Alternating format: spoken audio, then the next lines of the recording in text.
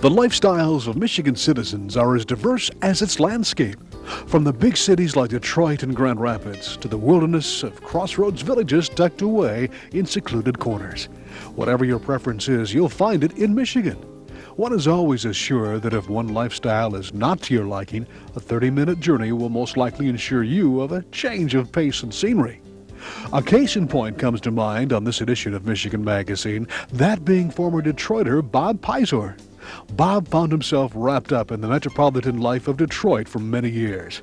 He was a TV news anchor for WDIV TV.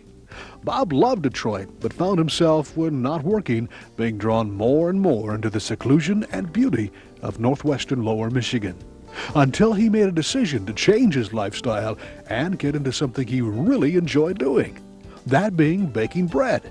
Not just any bread, but delicious, healthy, organic bread. And not just 1 or 2 loaves a week for his retirement years, but bread for everybody. Bob is now owner of his own bread shop called Stonehouse Bread. One very early February morning, we made our way to the shop located on the historic streets of Leland. Leland, a former fishing community in the early part of this century, is located on the shores of Lake Michigan, now a haven for many and a sanctuary from the stressful city life for many others. We talked with Bob about his decision to become a baker of bread and what drew him away from the city. A decision he made clear was not an overnight choice, but the result of a love for the area he's developed over many years. I've been coming to Leland and to South Manitou Island off the coast here for 30 years. And my wife and I started backpacking on that island back in the 60s and then more so in the 70s. Our kids grew up in summers out there, and finally in the late 70s we bought an old farm north of town here and had no buildings on it. So we pitched a tent there and spent 30 nights a year in that tent for, oh my gosh, I don't know, probably 10 years, I bet. And then finally built a little house. So I always knew I would live here. I just wasn't sure when. It's such a remote area from what you're pretty much used to. I mean, it's a beautiful area of the state. A lot of inspiration is the seclusion is what brought you here, perhaps, or? Well, let's put it this way. You can look out my door and you can look for a mile to the south, and there is no house. You can look a mile to the west, and there is no house. There are houses closer on the east and the north, but not so that I could see them. I can't see any other light at night. I don't hear people's doors slamming. And there are no boom boxes rolling by in the nighttime hour. And I understand that there's rarely television going on in your house, or? Yeah, we haven't had television for about 7 years. Really? Really since I left television. It seemed like a good time to return to reading good books, talking to people, and doing some thinking. It's a hectic life, as you must know, since you're still there. That's right. Well, a hectic life and change of lifestyle has brought you to a bakery called the Stonehouse Bakery. This is Stonehouse Bread. Bread. Okay. We're a bread shop. Bread shop. Okay. We're a bread shop. You don't like the connotation of bakery, or just? Well, bakery to many people means donuts and cakes and cookies and things like that, and we don't do those things. Our ingredients in this bakery are organic flour, well water, and sea salt, and that's it. No yeast, no sugar, no oil, no milk, no molasses, no additives. How long has the Stonehouse Bread been here? Have you had? We opened it in late October of 1995. 95. So it's a fairly new operation. Oh yeah, just not quite 2.5 years old yet. But the response has been quite good. I can tell you've got a little bit of a staff going on back here this early in the morning. Well, we have 4 bakers in here this morning and 2 drivers, and pretty soon we'll have a couple of clerks. And it's. I didn't think of myself as providing employment. I was thinking of myself as a baker, but it got bigger than one person could ever do pretty quickly. How early in the morning do you get up and start your day here? Well, for most of the first 2 years, I was in here at 1:30 or 2 or 2:30 in the morning, and in the summertime sooner.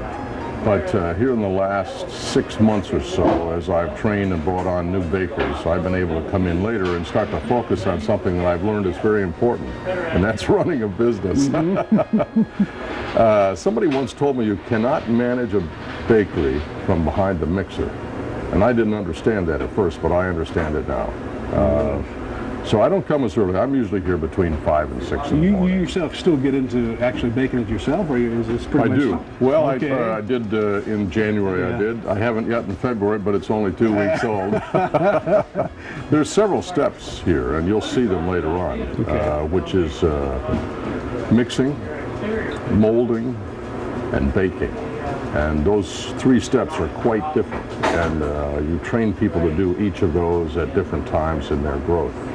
So I can do all 3, and I do all 3. Would you rather do that than the business part of it, or just? Well, it's interesting. I'm starting to become fascinated by the challenges of the business. My business, while it has grown, is not what I would call really successful, not like I had hoped it would be. And I think that has a lot to do with the way I manage the business. And so now I'm trying to focus a lot more on how I operate this business.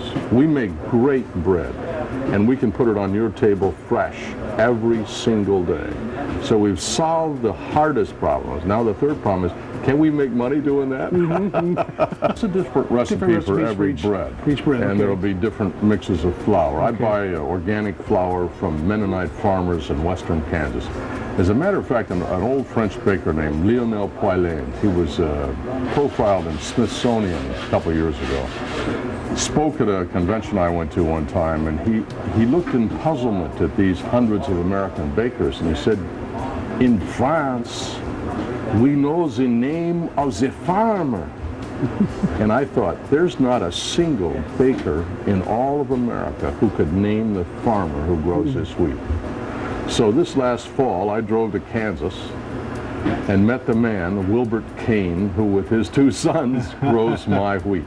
My goodness. Had lunch with him and walked his fields and hunted pheasants with him, and I know a lot about my flour, a lot more about my flour than most people. When you think about the fact that flour has been, bread has been made for 4,000 years, there are no strange recipes. All the recipes have been done. It's how you put the flour and the water and the salt together, and then how you let it rise and age, as it were, proof, become ready for the baking, when you put in the oven, how you score it. I thought it was much more simple than it turns out to be. And what I learn every day is how little I know. I go back to school a lot. I'm going to a school next month, as a matter of fact, for 4 days. And I will continue doing that probably for the rest of my life. So you would say perhaps the biggest misconception that you had was that you didn't realize that life would be a series of misconceptions, pretty much, eh? Is that pretty much it? That might say it, exactly. Well, you know, it should be simple. Flour, water, and salt. But when you throw in temperature and humidity, and I'm starting to think that barometric pressure has some impact on bread, and even the temperature of the flour and the temperature of the water have a great deal to do with how bread is made and the success in making it. My goal was to make the most wholesome, crusty, and delicious loaf of bread you could buy anywhere. I think I'm there. But trying to keep it and maintain it in the middle of all these challenges is sometimes very difficult. It's going to be a lifelong thing. That's another question I wanted to ask you. Where do you plan on going with this? I mean, have you reached a plateau that you want to be at? Or what is your aspirations here? Well, I'm 2 years old. I'm still walking with baby steps, okay? And I have a lot of problems that I need to solve in my own bakery before I think of something else. To me, life should be a series of continuing challenges. And if it gets too easy, you probably ought to be doing something else. And so I work at that. And I think I'm probably going to be a baker from now until the day I stop working. But I'm not going to close any doors. I've been a lot of things up to now. There's no reason I can't be one more. I guess you're telling me off camera about some of the adventures that you've had. That's amazing to finally settle down. Well, you really haven't settled down. That's unfair to say. No, people who think I've retired should join me at 5 o'clock every morning. How about your clientele? What type of people buy this type of bread? What are the demographics of that? Well, it was my feeling in the initial going that my most likely customer was a person who was traveled, That is to say, they had been to Europe, because this kind of bread is very common in Europe. That they were educated. So, that is to say, they'd probably gone to some college, so they had a wider world view. And maybe they had a couple extra bucks in their pocket, because it's not cheap to buy this kind of bread. You can go to the grocery store and buy 3 loaves for $1 someday, and mine is 1 loaf for $3. So, but what I've discovered is that the people who love good bread cannot be put in a slot. The beta bus driver pulls up here and buys bread. The carpenter who's working on the house north of town pulls up here and buys bread. The retired university president in this town stops by here and buys bread. Europeans come by here on vacation or visiting and buy bread.